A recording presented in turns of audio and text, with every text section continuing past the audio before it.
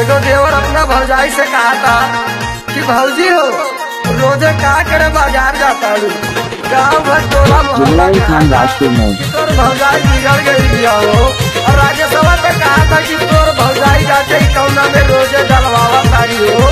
कहा mission DJ के दुकान पर गहना सतीश शुक्ला के कि कौना से गिलौला से बहराइच करे का रोज जानू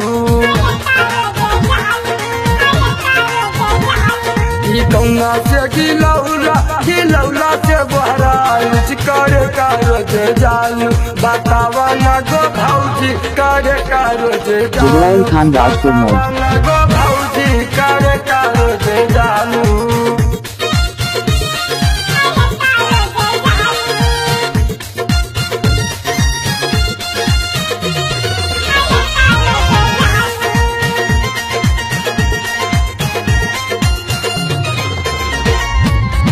संगड़ा बाजार जाके जुबलाई खान राजपुर में भौजी जाई के तू भी न गाने खालू रोजे डोसा भौजी।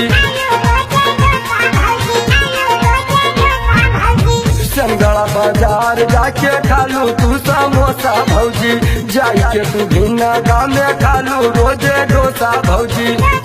साथी सवा के कमाई तू बुढ़ावे लूहा जइया करे का रोजे जानू बतावा न गो भौजी करे का रोजे जानू बतावा न गो भौजी करे का रोजे जानू। जुबलाई खान राजपुर में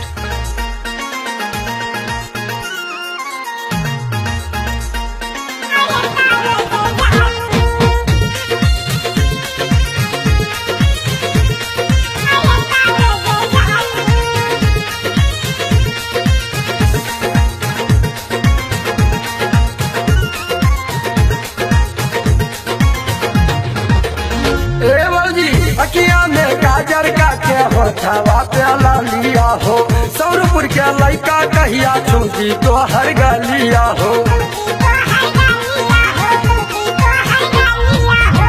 अखिया में गाजर का के होठवा पे लिया हो।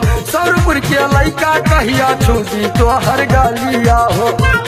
मालावा के लोग तो हर देखे ले कामरिया कर के जानू बतावा न गो भौजी कर के जानू।